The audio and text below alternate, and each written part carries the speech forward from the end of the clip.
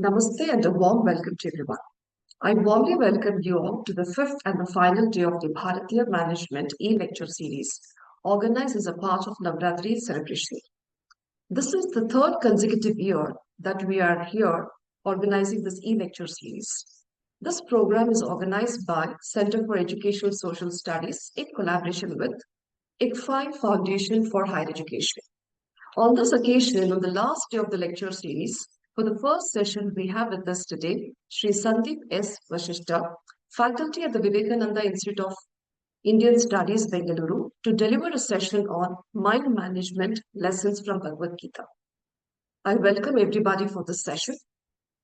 I take this honor to welcome and introduce the speaker for today's session, Mr. Sandeep Vasista, who holds a mechanical engineering degree from Dayanand Sagar Institution, has served as a senior manager at the Swami Vivekananda Youth Movement, convener of the Karnataka Ramakrishna Vivekananda Yuva Parishad. Sir has been an active volunteer with the Vivekananda Balaka Sangha at Shri Ramakrishna Mutt, Bangalore. It's been for the past 17 years, Sir has been associated with them. Sir has represented Karnataka as a delegate at the National Youth Convention held in Calcutta in January 2014 and has been actively supporting and implementing of educational and life skill programs in school and colleges.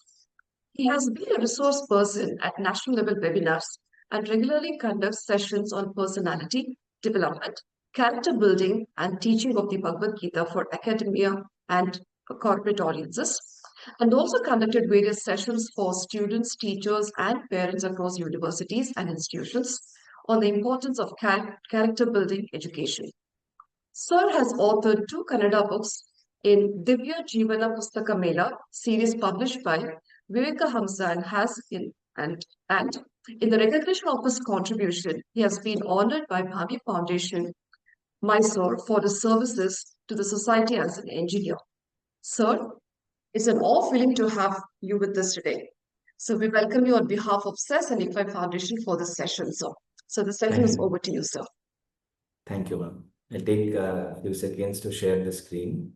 Yes.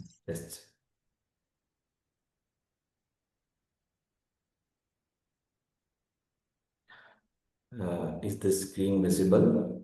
Yes, sir, it's visible, sir. Now is it full screen? Yes, sir, it's full screen. Thank you. At the outset, I'm truly delighted to be here this evening with all of you as part of this wonderful Navaratri e-lecture series. And my heartfelt congratulations to the entire team there at the Center for Educational and Social Studies for organizing such a inspiring initiatives. And my sincere thanks for inviting me and allowing me to share a few thoughts with you. Over the past 4 days, we have already listened to enlightening talks by distinguished scholars from diverse fields. To stand here after such a series of profound sessions, it is indeed a serious responsibility. A responsibility to carry forward the same spirit, same legacy, the depth and inspiration also. I must admit that I am young. I may be younger in age, knowledge, and experience than many of you present here. And therefore, before I begin, I humbly seek your blessings that I may able to speak the right word at the right time in the right spirit. And a happy and prosperous Navaratri to everyone. Navaratri and the worship of Navadurga are in fact profound techniques of mind management if we observe it very closely. The entire process signifies the channelizing of sadhaka's mind step by step towards the inner mastery.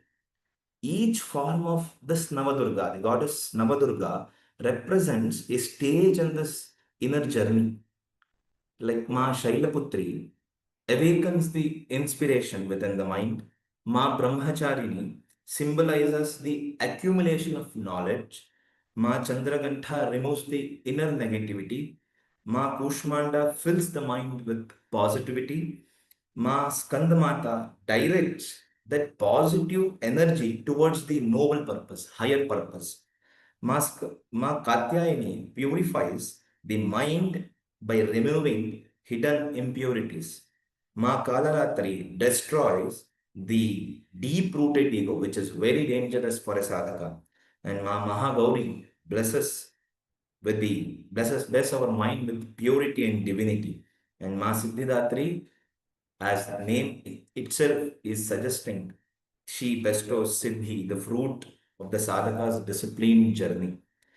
Thus, the worship of Navadurga is not only a spiritual celebration, but also a systematic path of inner transformation.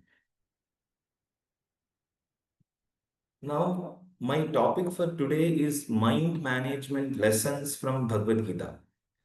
The reason I chose this topic is that generally, when we speak of Gita, we often associate Gita with leadership lessons, management lessons, and everyday life lessons or guidance for daily life, etc.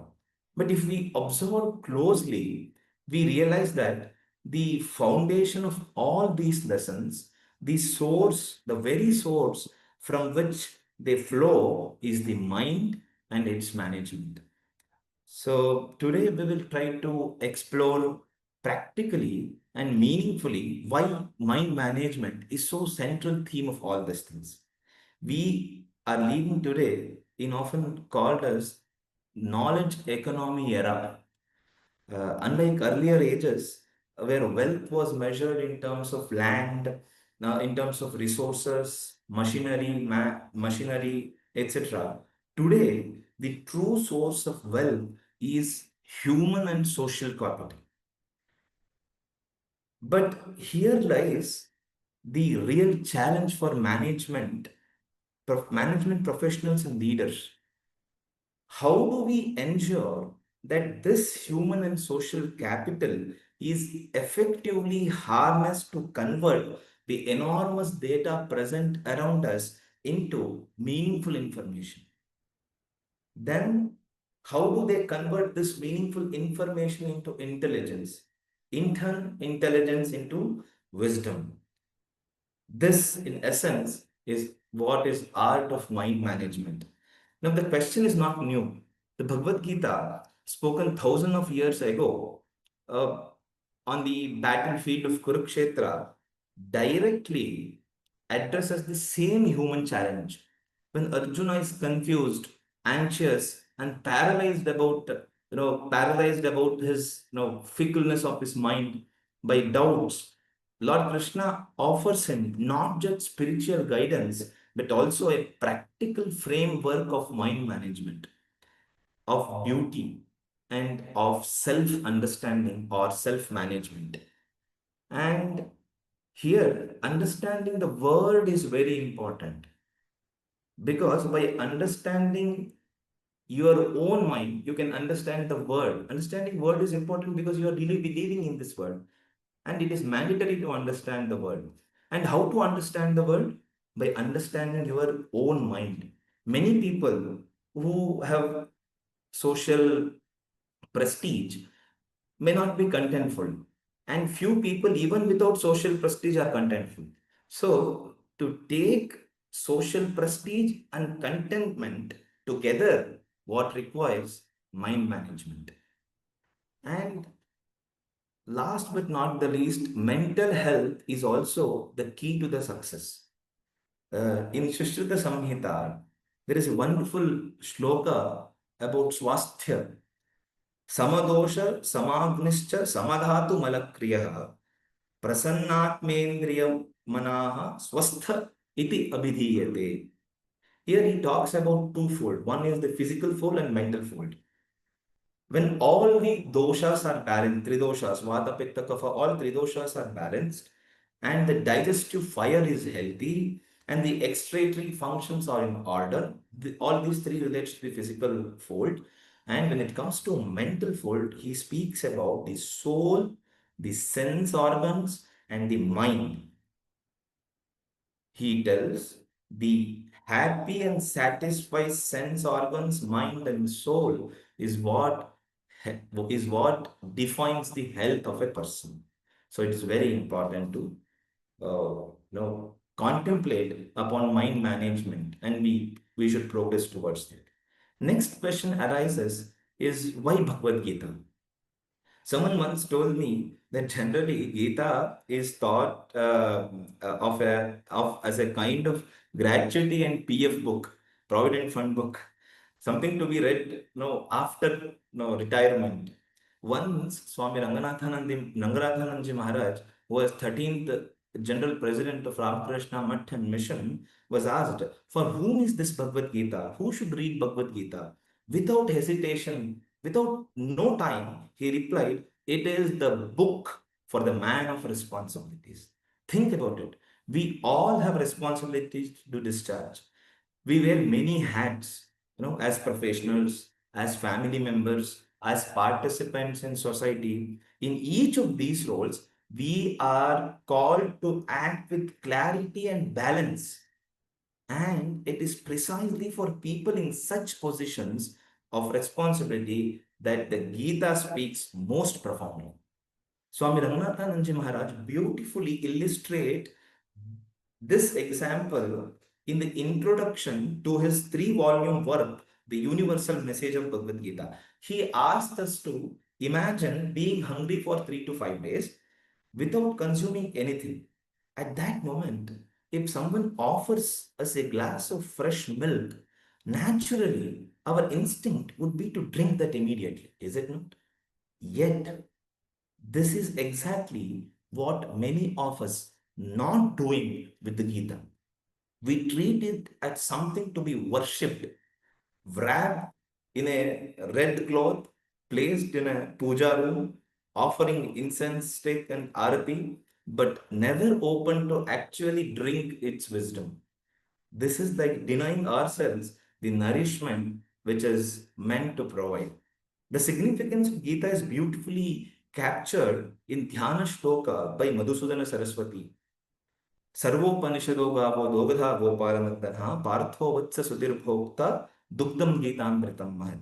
This means if all the Upanishads are linked to the cows, they are like cows.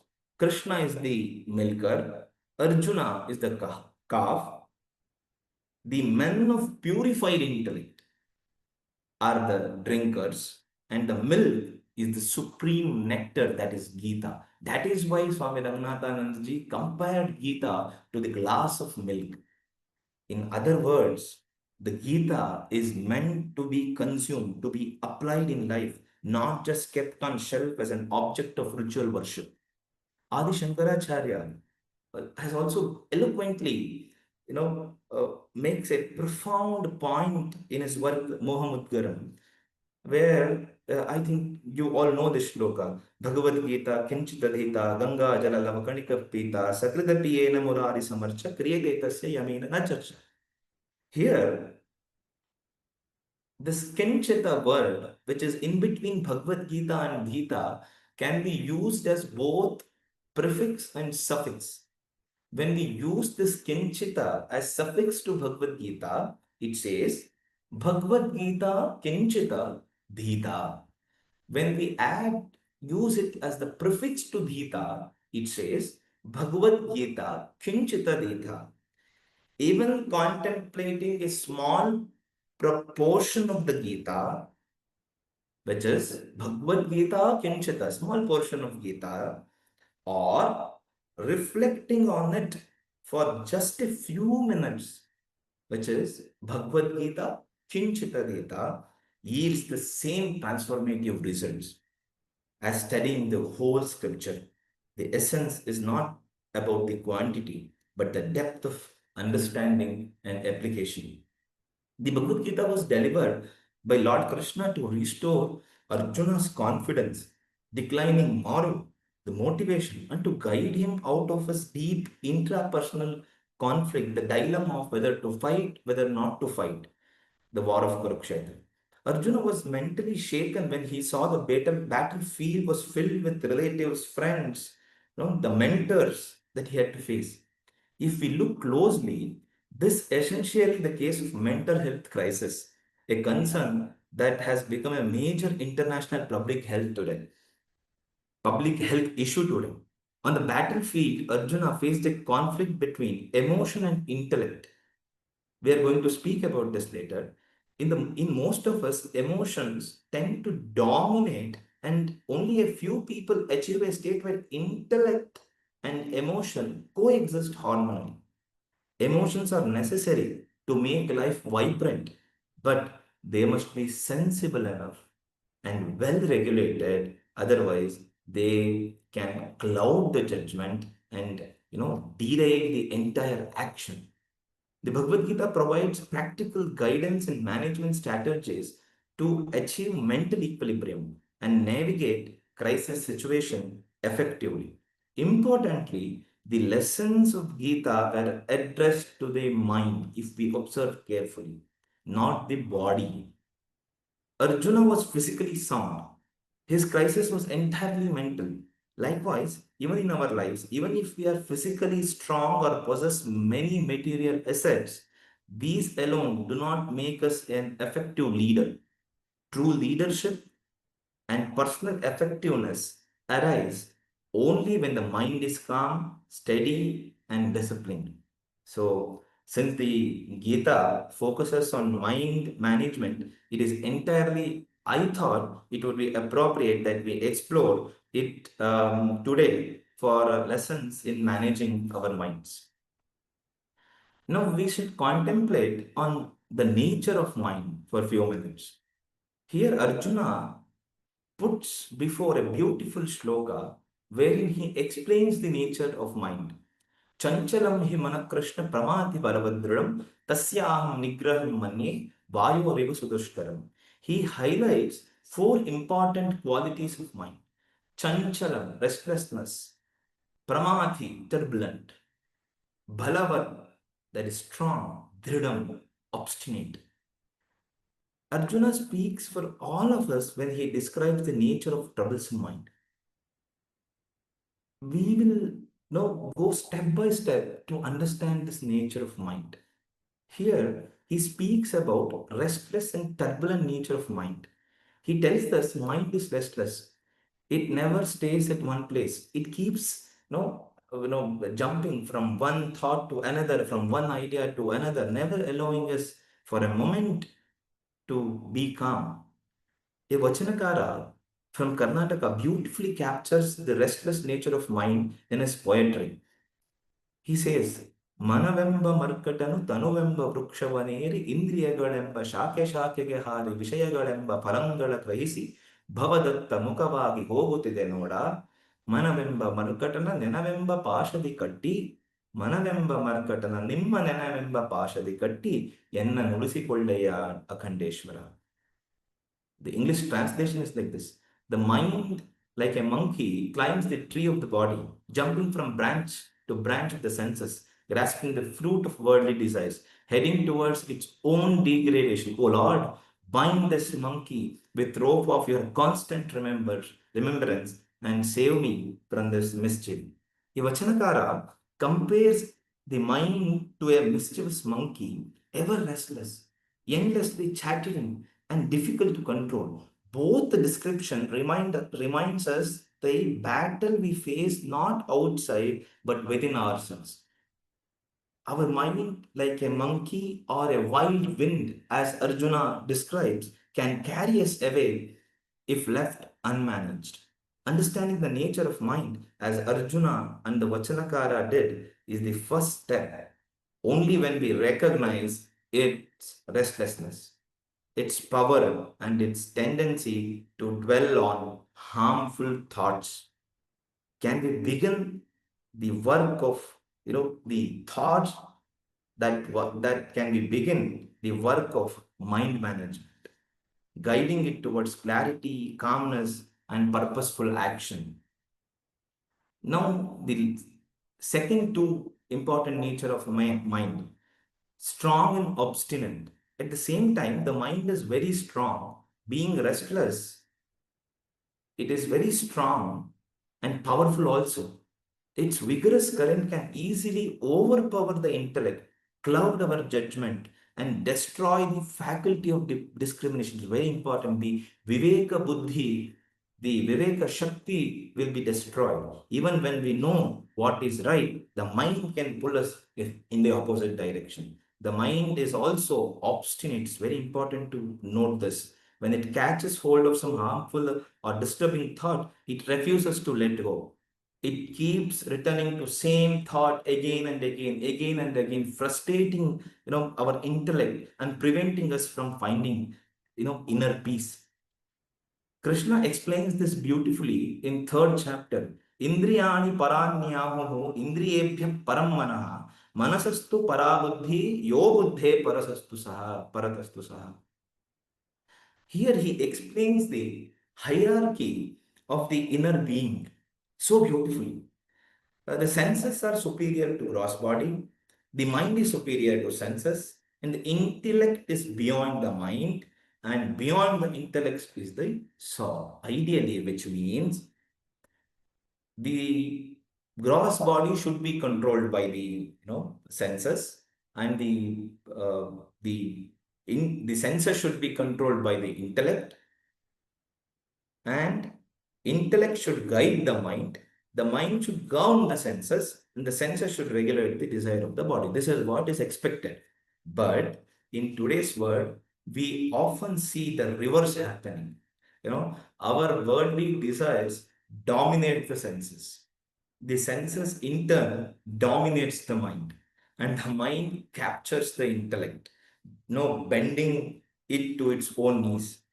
This reversal demonstrates just how powerful, obstinate, restless the mind can be, and why managing it is not only challenging but absolutely essential for true balance and wisdom.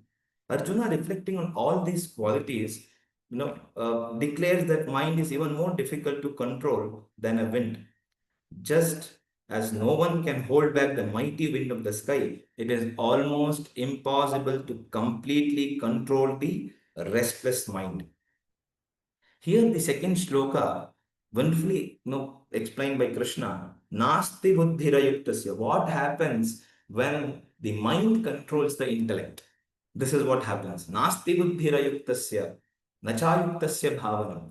When mind starts controlling the intellect, what happens is Nacha bhavayata shanti ashantasya kutasukam. It disturbs the inner peace, and in turn it disturbs the happiness. This is what happens when mind controls the intellect. Now we will dwell upon what is mind management. Till now we so what is the nature of mind, and why Bhagavadgita, why mind management. Now we'll see what is mind management. Mind management is all about, I have assimilated some three important ideas of what manages or what goes into mind management. That is, first thing is accepting the reality, not being judgmental, and the third is untagging yourself. These three are the most important aspect of mind management. What it means, in reality, accepting the reality. Reality is what is. Often, our stress arises not from situations, but from the resistance that we create by wishing them to be different. Accepting reality doesn't mean becoming passive. This is a very important point. Accepting reality, it doesn't mean to become passive. It means seeing things as they are, without judgment, without distortion. And how does this helps in mind management?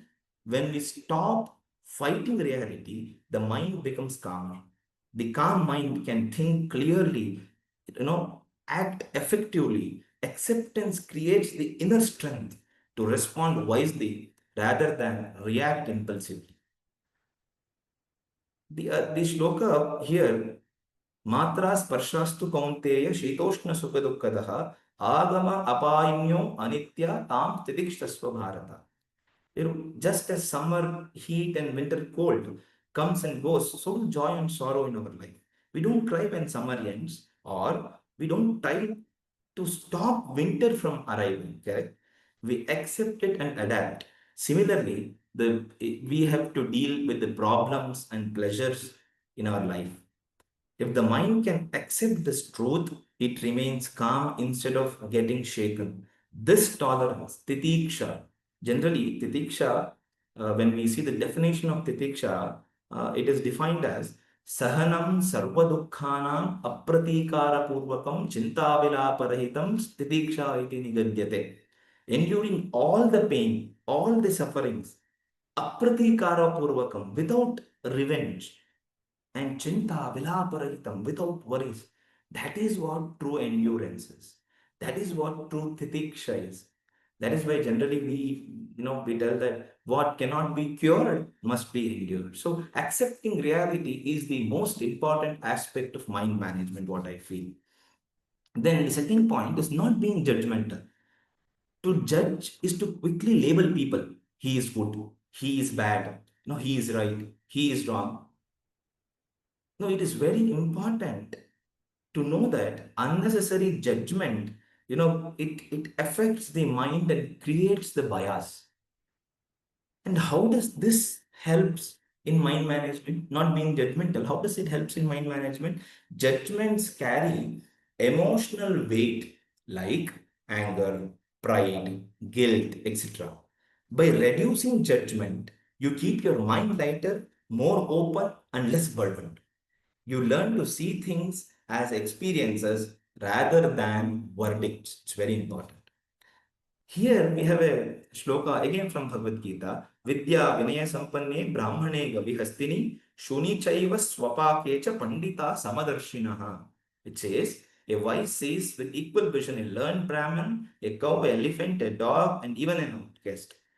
Here, when we label people as superior, inferior, good, bad, right, wrong, worthy, unworthy, our mind gets entangled in comparison, prejudice, and emotional crisis, emotional reactions. This constant judging consumes mental energy and creates inner noise. Judgment divides the word into fragments, creating inner conflict. Here we have to observe carefully. Krishna speaks about samadarshitva. Non-judgment doesn't mean ignoring differences. Very important. Krishna speaks about samadarshitva, not samavartana. There are two important aspects here. Samadarshana and samavartana. Here Krishna has given the concept of samadarshana. So non-judgment doesn't mean ignoring the difference, but it means rising above the prejudice. So very important to know difference between samadarshana and samavartana. And last but not the least is the untagging yourself from the tags that you hold on this. What it means by untagging yourself. Throughout the life, we consciously attach tags or identities to ourselves. I am failure, I am so and so, I am rich, I am leader, I am poor, I am failure, I am parent, right? I am Brahmin, I am Kshatriya, I am male, I am female, etc. So these tags limits us and they box us in and makes us over-identify with temporary states. And how does this affect mind management? The more we tag ourselves, the more pressure and expectations we carry. By untagging, we free the mind from rigid identities and give space to growth and transformation. These tags are like branches of tree. Krishna beautifully explains, Ash, Ashwathamena Savirudha Moolam Asanga Shastrena Dhrena Chatva. These tags, what we wear, are like branches of trees. They spread endlessly and trap our mind into identifying the temporary roles. We forget that beyond these roles, our true nature is pure conscious, the Atman, unbound and eternal. Krishna is guiding us to take up the sword of detachment and slaying those branches of tags that we need. Detachment here again doesn't mean running away from responsibilities. We have to carefully note these points. Detachment here doesn't mean running away from responsibilities, but it means playing our roles without over identifying with them. performing our duties without being trapped in the tags of those tags that those duties bring. Correct? I want to share an anecdote here. There was once a man who had built a very big and beautiful house. He had invested much of his money and time in building that house. He was very attached to it. One day, while he was away on a pilgrimage, he received a phone call from his son. From his son, in a panicked voice, the son said, "Father, our house has caught fire." The man, upon hearing this, was devastated. He cried out in panic, "Oh, my house, my house is burning." His heart sank. His peace was gone, and mine was filled with grief. A few minutes later, to handle this situation, his other son came on the call to manage the situation. He calmly reassured his father that, "No, no, father, don't worry. Before you left to pilgrimage, I had already made an agreement to sell that house. The buyer have promised to purchase it regardless of its condition, burnt or intact. The house is no longer ours." Hearing this, the father, who just moments ago was crying in pain, suddenly became quiet and peaceful. The reality has not changed yet. The house was still on fire, but in his mind, the burden was gone because he now felt it is no longer mine. When the man thought the house is mine, he suffered. When he realized that house is no longer mine, his mind became calm. The external situation was exactly the same. The house was burning, but the inner experience changed entirely because of detachment. This is the game of mind. This is the power of detachment. Mind management is all about developing this faculty of detachment, learning to perform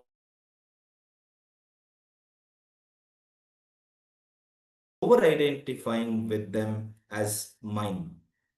Sri Ramakrishna gives a beautiful example of mine of a maid who is who works in master's house. You know, she cleans the house considering that house to be her own. But in the mind, she always know that this is not my house.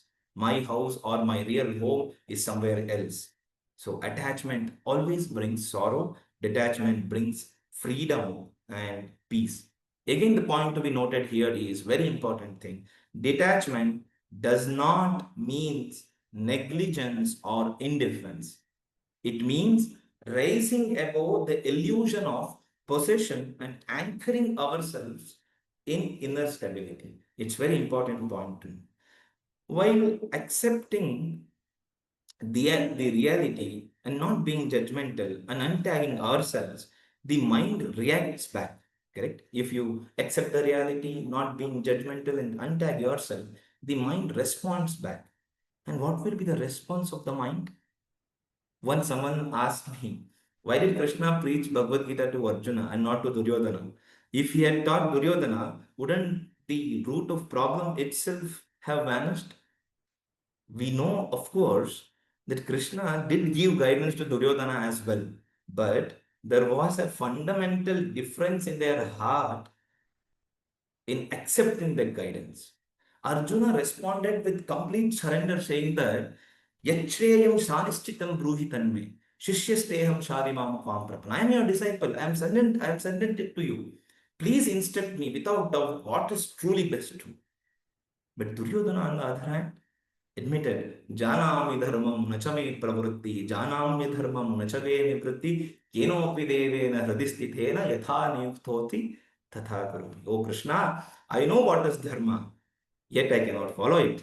I know what is adharma, yet I cannot turn away from it. The contrast show how subtle and complex the mind is. Even with the same guidance, the response depends entirely on the receptivity of mind and surrender of the individual.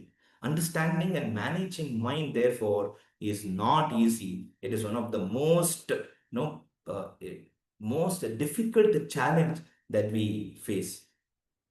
So, what may be the root cause of this? We'll go on, contemplating on the root cause of this. Why does mind respond like that? Here, Arjuna puts forth a beautiful question to Krishna. Athakena prayuktoyam papam charati purusha. Because, Duryodhana answered Krishna, Janami dharmam nachame pravritti, janami dharmam nachame nivritti. I know what is good, I cannot follow it, right? What makes mind to take such decisions? Athakena prayuktoyam papam charati purusha, anichannapi varshneya. See how beautiful it is.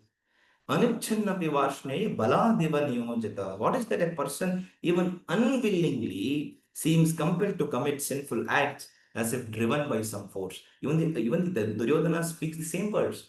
Kenopi devena hridistitena yatha niyuktosi tata kurum. Arjuna is observing a common human phenomena here. Even when we know something is wrong and harmful, we sometimes act, against our better judgment. Our actions are influenced by deep-rooted habit, desires, and mental condition. Krishna answers this beautifully. He handles this question very beautifully. He answers, Kama esha, Krodha esha, Rajoguna samudbhava, Mahashano Mahapapma, Vidye Namiha Vairinam. Swami Ranganathanji explains the shloka very beautifully. He explains that Kama and Krodha are like highway robbers. Vidye Namiha Vairinam. They loot everything, never leave you with anything. So Lord Krishna says it is lust or the desire that is born of mode of passion, and when frustrated, it transforms into the anger. So desire is the seed and anger is the fire. Krishna pointing out a universal truth, uncontrolled desire, that is kama, is the root of emotional turbulence. When desires are blocked or frustrated, it turns into anger. Both desire and anger act as internal enemies, consuming our energy, clouding judgment, and disturbing the inner peace. Again, the point to be remembered here, very important. Desire itself is not inherently bad. It drives progress and action, but attachment to the desire and the inability to let go that desire is what disturbs the mind. Awareness and detachment are tools to observe desire without being enslaved by it, stopping it from turning into anger. Then why is this happening? We know what is the root cause now. Then why is this happening? So beautifully Krishna explains in further shlokas. Like just a fire covered by a smoke. He gives the three important examples, three stage examples: partial covering, semi-opacity, and complete covering. Dhumena priyate vanye tadarsham malena cha. Just as fire is covered by smoke, a mirror is masked by dust, and an embryo is concealed by the womb. Similarly, one's knowledge gets shrouded by the desire. When the knowledge gets shrouded by the desire, this is what happens. That is what happens. Now, the second reason why it is happening, so profoundly Krishna explains about this, the root cause of this.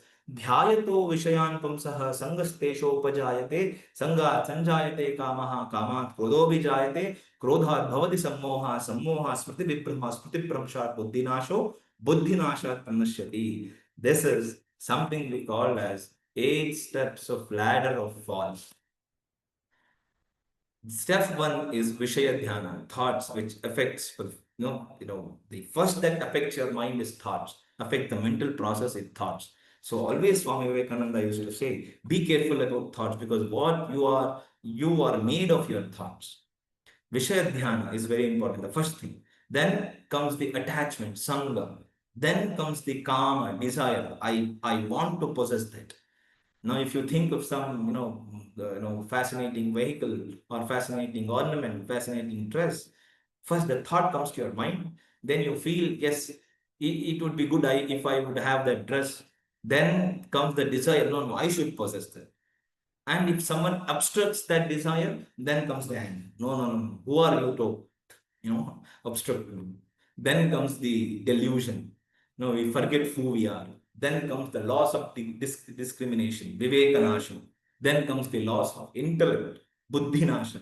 and buddhi nasha, then comes the ruins. We ourselves will be destroyed by this.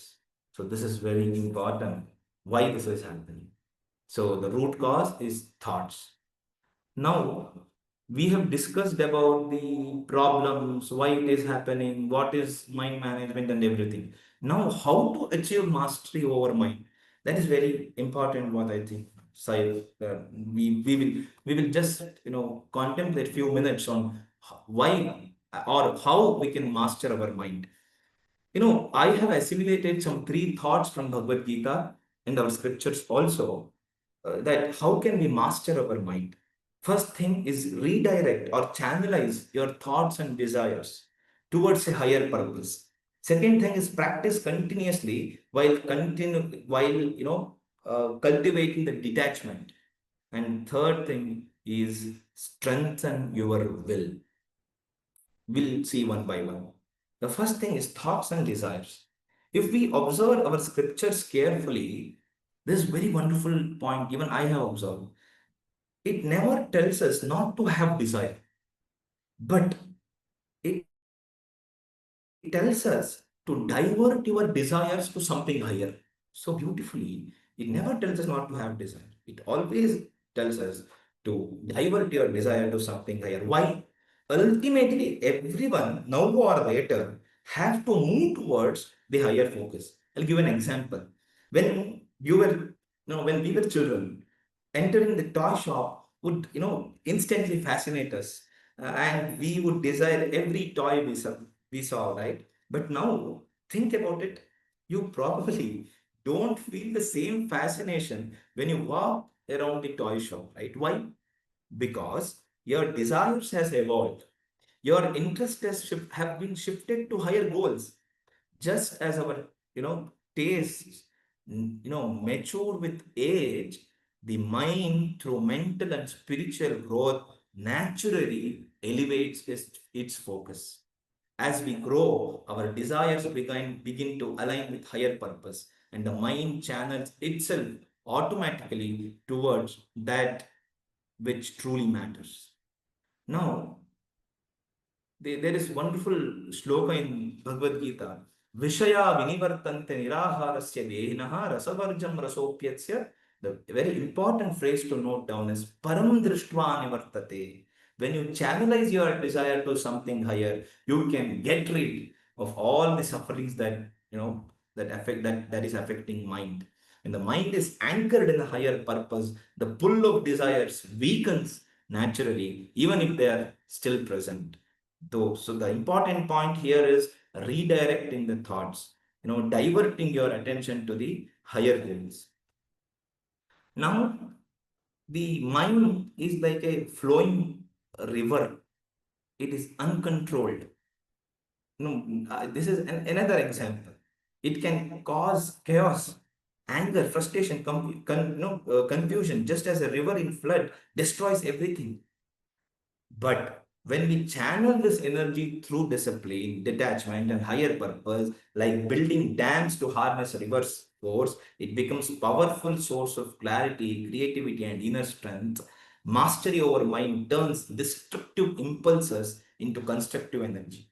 And if this is the action, like param drishtva nivartate is the action, what is the consequences to this action? The consequences is also explained beautifully. Krishna explains that apuryamana machanam pratishtam samudramapha pravishanti yadvat tadvat kamayam pravishanti sarve sashanti mapnoti nakamakami. So beautifully is explained.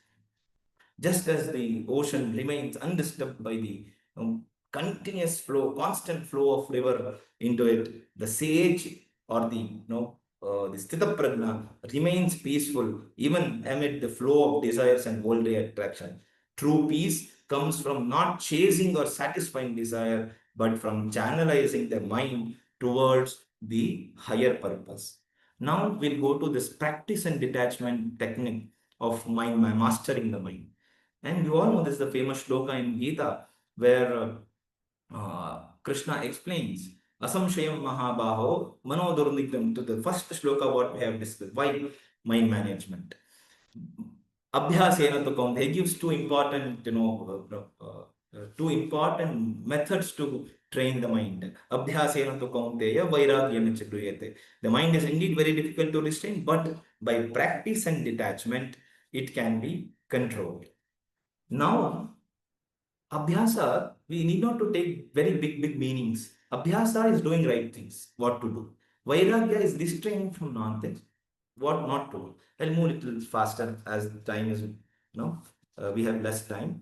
Then the most important aspect here, what I have to share today with all of you is training the will. See, mind has two planes. A lower plane, which is, conative plane, and the higher plane, which is called cognitive plane in function.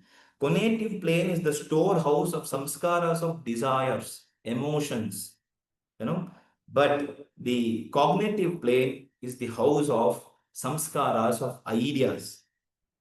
This emotions, which are collectively called vasanas, which are in conative plane. There are two types of vasanas here, jati vasana and bhoga vasana. Here, vasanas, jati vasana and bhoga vasana of this, the jati vasana are inborn instincts like hunger, sleep, sex, etc. The way an animal or human being acts in fulfilling its basic need, that is called jati vasana. And what is bhoga vasana? The result of various experience that you had in this life.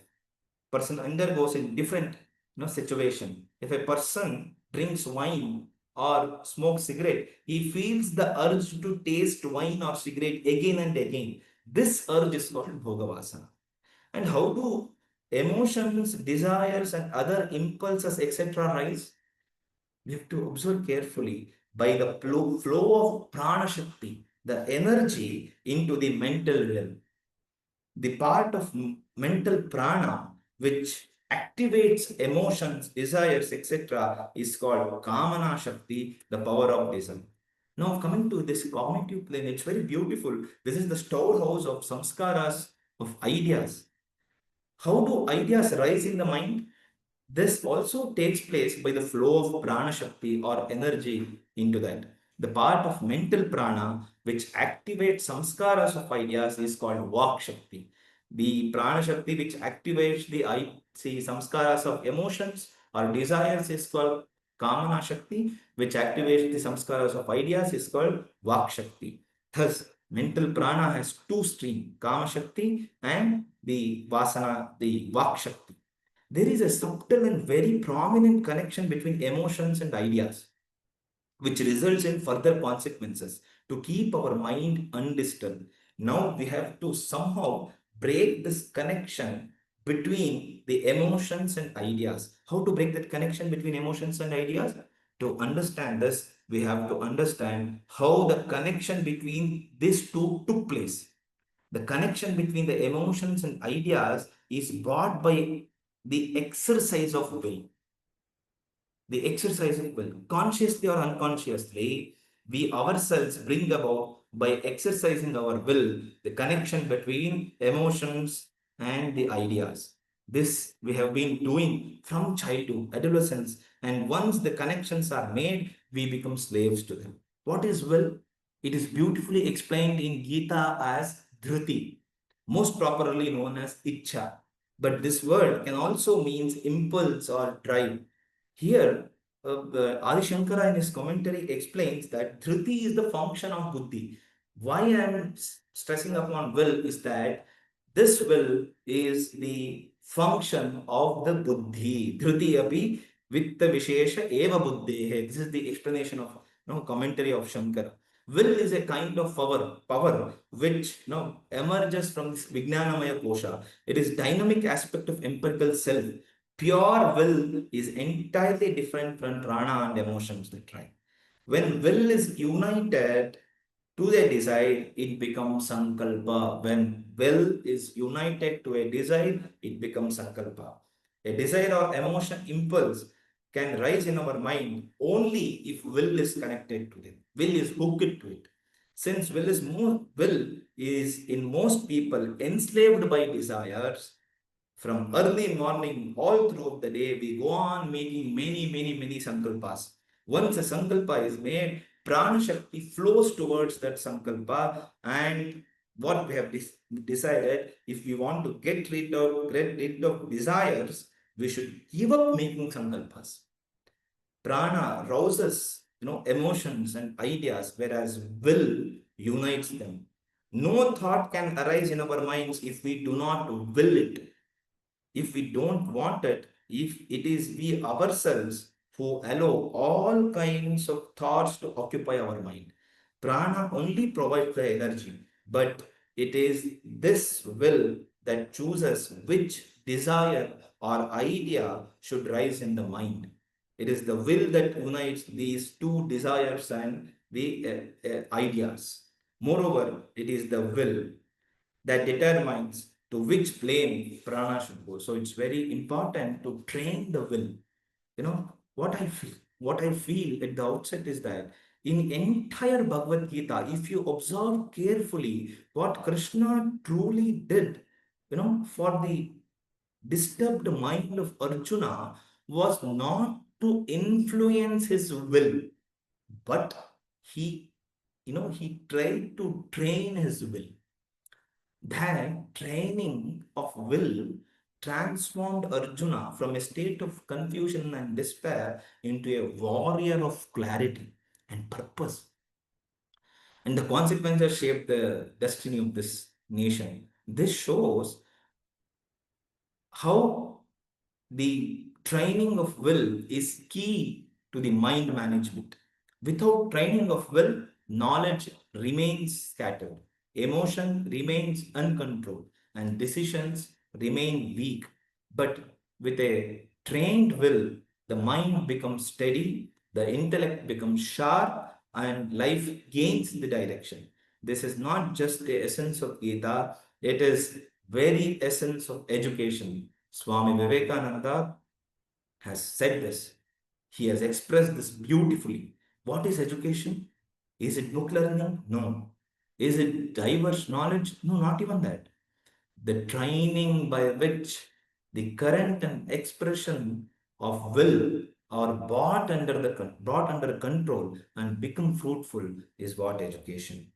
Think of it. A person with great knowledge but a weak will becomes paralyzed when challenges arise. But a person with moderate knowledge and a strong disciplined will can move mountains, transform societies, and even alter the course of history. That is why the Gita teaches us not just philosophy, but the art of strengthening the will. This is the key to the mind management, and this is the art once mastered become the highest form of mind management. I think I have covered all. Thank you.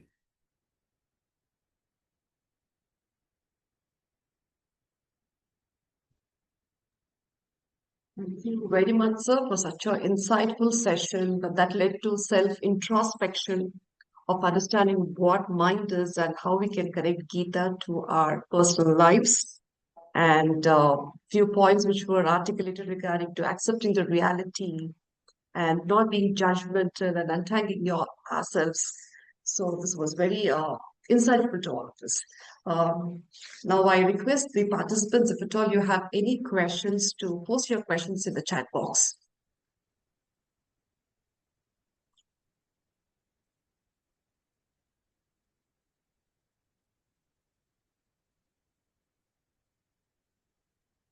There is an appreciation from Dr. Shrikant, which says that very nice and very information, very insightful information.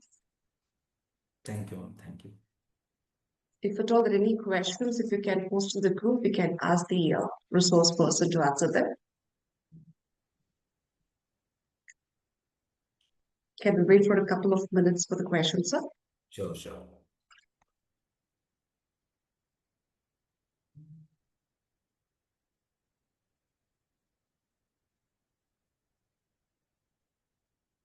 More than the questions, the participants have a lot of appreciation for taking a lot of experiences that's related to the topic. This next question, we have a question from Dr. Shrikant, sir. Just wanted to know how to make present day youth realize the values. Wonderful question. As we know that values are not thought, it is caught. So, as elders, we have to first practice the values. We have to inculcate values in our life. By seeing us, the values will be realized by the youth. Just by defaming today's youth is not correct. What I guess, because I work with youth and I see they have lot of values in them. But to inculcate or to see the change in them, we have to change first. That is what I feel. The next question is from Dr. Sathwik. Sir's question is how to connect ethical concerns with modern organization. I didn't understand the question. Ethical concern with modern organization. It depends on the, um uh, the purpose of what the modern organization, the goal, vision of modern organization. Just because it is a modern organization, it might not have the ethical concern, right? Just because it is modern, we cannot, judge that it has ethical concern until and unless its goals are defined, its vision is defined, correct? And its paradigm is defined.